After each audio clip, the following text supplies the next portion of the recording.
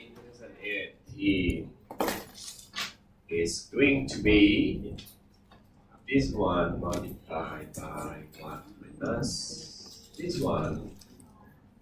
Okay, so this is going to be the cost of goods sold.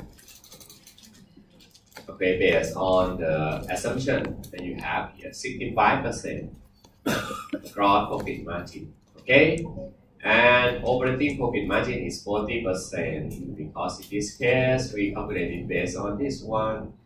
Therefore, we have sale multiplied by OPM equal to this one. Sale multiplied by OPM. Okay, the operating profit margin. Then you have this amount of EBITDA. Okay, in 2018 and in 2019. Okay, so actually you can just reverse the calculation to find SG&A. Okay, minus this one minus this one, then this is the SG&A. This is the SG&A, right? So it's not that difficult. Now depreciation.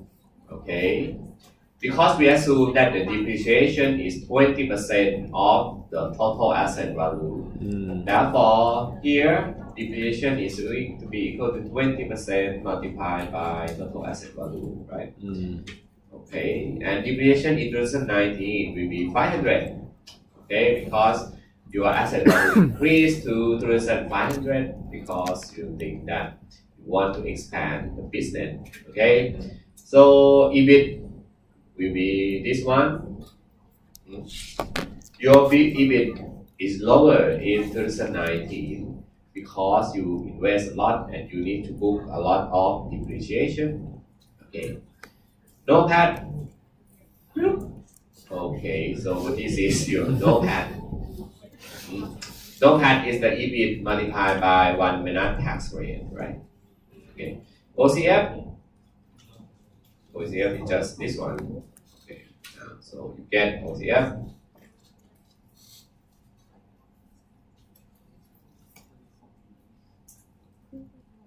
And then you will see that even though your EBIT is lower in 2019, but your OCF is higher because most of the expense is depreciation, and depreciation is the non-cash expense.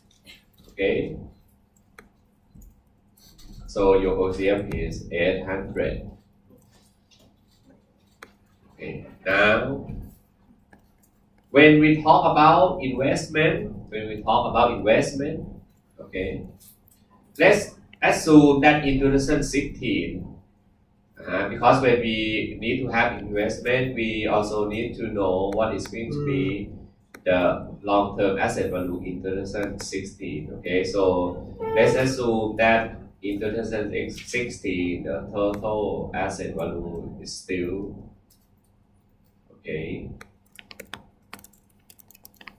2,000. Okay, therefore your long-term investment, because now we talk about investment is the additional amount, right? In 2017 your long-term asset value is still 2,000. Therefore your investment is 0, right? Okay, because you don't have any new investment at all. In 2018 you also have 2,000 minus 2,000, therefore it's 0 as well. But in 2019 you expand your business, therefore you have 2,500 minus 2,000, okay, equal to 500. That is the investment you have in 2019. Now you will also need to calculate NOWC. NOWC is the difference between working cap in different periods. Okay, so you need to calculate working capital at the bottom first. Based on the days we have here, account receivable in 2017. Yesterday we learned how to convert AR period into account receivable. Okay, so account receivable is going to be equal to what? Account receivable is equal to days over this sales. case Days AR by period sales. multiplied by Sale. sale per day. Okay, you need to have sales per day. Mm-hmm. And just the amount of sale in 2017 is this one. Per day is divided by 365. Okay, so this is the value of your account receivable. The value of your account payable is the days of account payable multiplied by cost of goods sold and then divide by 365. Okay. Inventory is equal to inventory period multiplied by cost of goods sold divided by 365. Okay. Therefore, working capital in 2017 is going to be equal to account receivable plus inventory and then minus account payable. Okay, that's all.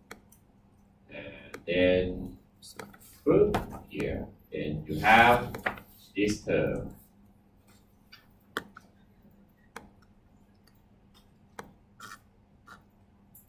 Okay.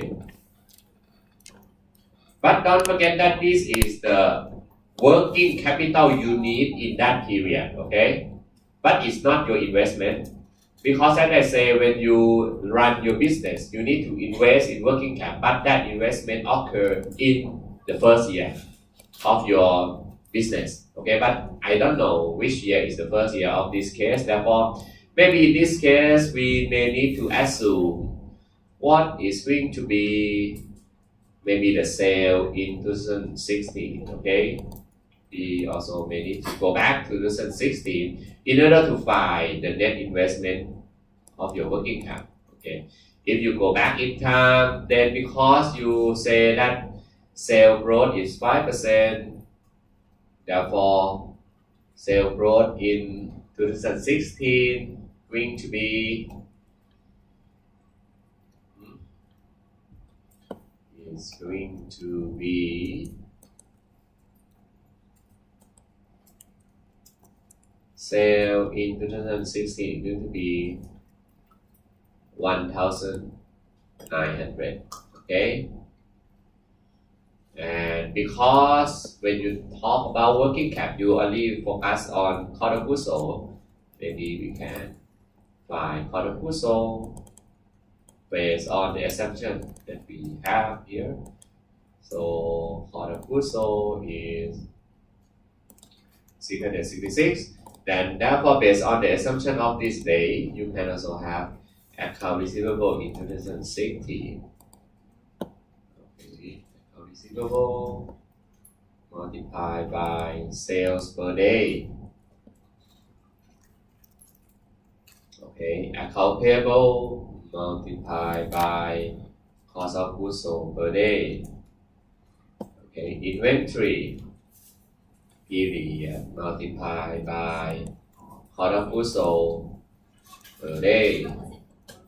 Okay, and therefore your working cap is equal to account receivable plus inventory minus account payable. Okay, therefore your investment in 2017 is going to be the difference of your working cap, okay? Because that is the additional investment of working cap over time when sale is increasing, okay? So this is the investment in working cap each year, okay? And you will see that the investment in working cap is not that much. Oh, sorry, it's not that much because it will be a lot just only in the first year. Okay, working cap, you will need to invest a lot in the first year. But after you run your business, you do not need to invest a lot in working cap. Okay?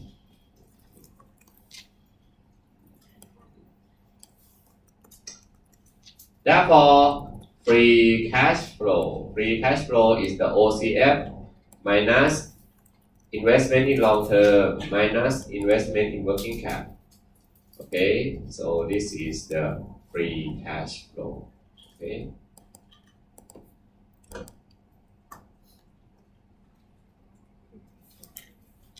So we are done. Okay, we are done.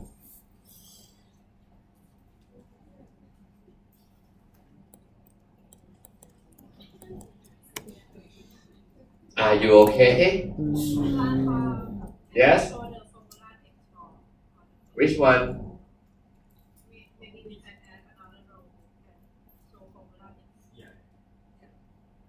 You want to show the formula, but actually the formula is something that we have already learned yesterday. But we already forgot yesterday. So if you want to add the formula, maybe account receivable. Account receivable is going to be AR period multiplied by sales per day, right? Okay. And account payable is going to be AP period multiplied by cost of goods sold per day. Okay, so inventory is the same thing. Okay, I don't want to write again. And when you find net operating working capital, that is going to be your investment. Your investment depends on your working cap this year minus working cap in the year before. Okay, because you only invest the additional amount. Okay, therefore you just only need to find working cap each year, and the working cap each year is going to be equal to AR plus INV minus AP, right? If you want me to write it.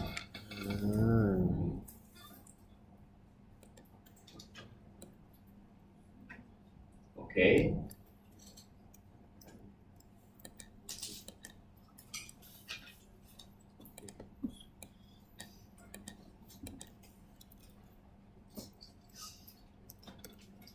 Do you have any question? I hope you can follow me if you come back home and then you review the content we learned. Okay, because most of the things that I put it here is the content that we learned from the ratio analysis. Okay, from yesterday. And actually, this is the thing that you need to do in your group. Okay, you need to reformat the statement to be in this format. Okay, and then you need to find free cash flow each year in the past, and then you need to forecast free cash flow in the future. That is going to be something that I am quite happy if you can do it. Okay, and then we will talk about the use of free cash flow again. Okay, when we want to find the value of the stock, the value of the stock will be based on the free cash flow. Okay.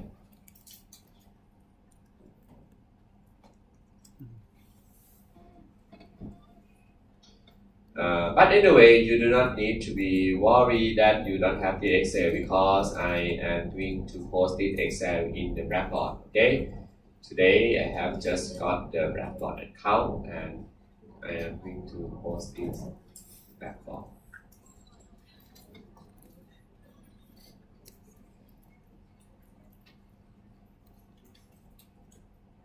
And I will post it without my writing. Okay.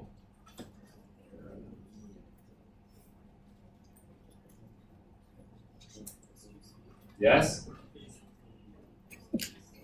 And the lecture note, right? Yes, I will post it in the Blackboard. Yes. Yeah. Bless yourself. What? Okay. So you have any question?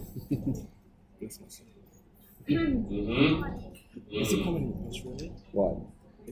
So the content that I taught to you today is not basic and it's not too advanced. It's just intermediate. Okay, it's just the basic, the beginning level of making the forecast of financial statement. Okay. Someone says. But you need to know that when you forecast, you need to forecast sales. You need to forecast cost. You need to forecast your investment. And your investment consists of long-term investment and working capital investment. Okay, and then you need to come up with the assumption. But anyway, even though in this exercise I assume all the assumption to be constant, but I want that when you do your project, you need to come up with the assumption that is maybe more convincing than this. Okay, don't just let everything to be constant. Don't just let everything to be equal to the historical average. I don't want to see that to happen. Okay. You need to do the analysis, come up with some information, and then you make your own judgment. Okay, that I think sale will increase just 1 year, but the next 2 or 3 years it will drop or something like that. Okay, or you think that gross profit margin will be improved, gross profit margin will be higher over time because of economy of scale or because of many kind of things. Okay, so in your own stock analysis, you need to come up with the assumption that is not constant like this. Okay, you need to come up that the assumption that can be vary over time, and it will be vary based on the information you have from the qualitative information that you found from anywhere else. Okay, so now we are able to calculate free cash flow. Let's have some discussion on this slide. Okay, let's see that we have NOPAT and free cash flow, and NOPAT and free cash flow can be negative. Okay, it can be negative. But if I ask you that if the NOPAT is negative,